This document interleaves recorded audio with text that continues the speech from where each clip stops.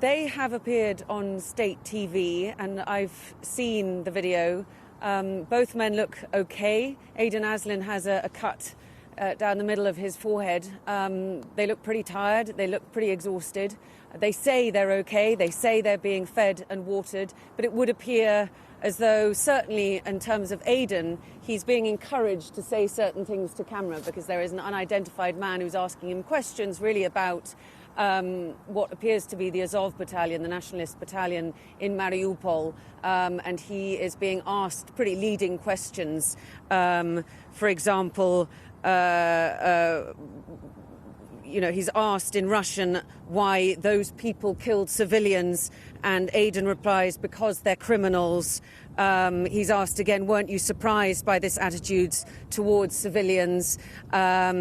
And he talks about the fact that they were looting supermarkets where people who didn't have food should have been getting food. So certainly leading questions, I think, which were meant to be shown on Russian state TV to blacken the name of those Ukrainian fighters who Russia characterizes as all nationalists, and how they were not looking after the remaining civilians in Mariupol. I think that is the strategy. Now, what these two men were asking for is to be exchanged for Viktor Medvedchuk, who is this pro-Russian Ukrainian politician who 2 days after this special military operation, as Russia insists on calling it, began, was escaped from his house arrest and was only recently last week recaptured by Ukrainian authorities. Viktor Medvedchuk is a very interesting individual. I interviewed him actually back in 2019 around the elections then when Volodymyr Zelensky came to power.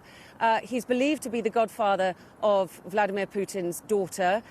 He led a pro-Russian faction within the parliament, an extremely wealthy man. He ran pro-Russian television channels and had pretty much a media empire. And then he was accused last year by Zelensky of treason and put under house arrest. And that was thought to be perhaps one of the reasons why Vladimir Putin felt that really alongside Zelensky pushing to join NATO, that he was making anti-Russian moves that Russia could no longer tolerate. That is at least one of many theories that have been put forward as to why Vladimir Putin decided to choose now to go into Ukraine.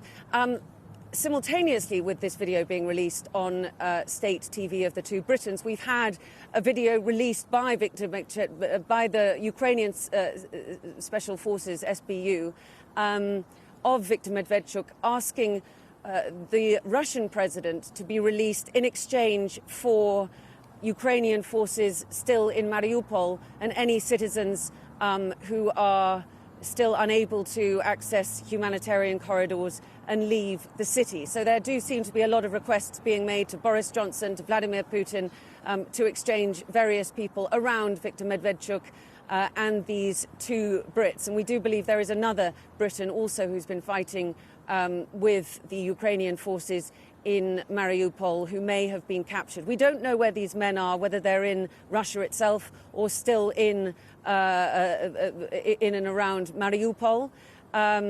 We have yet to hear, of course, from the Prime Minister, but we have heard from the Kremlin, who said last week that Viktor Medvedchuk was a Ukrainian citizen. He is not a Russian national. He doesn't have anything to do with the special military operation, and therefore they can't consider a prisoner swap in exchange for Ukrainian forces. But it does depend really on Vladimir Putin, given the kind of close allegiance that he does have with the Russian president. So we'll have to see how this goes. But certainly the fact that these two men have been broadcast on state TV is a way, I think, of trying to communicate that the bad guys in this are the nationalist battalions in Mariupol who have been essentially holding civilians there hostage. That is the fundamental narrative on state TV about why Mariupol is the charred remains of a city that it is, because they say nationalist battalions, neo-Nazis as they like to call them, all over state TV are holding civilians essentially as human shields, which means that the Russians need to target these civilian infrastructure to get rid of the militants. So we'll have to see what happens with the fate of these two men. But they did say that they were okay, and they did look pretty much okay. No visible signs of abuse.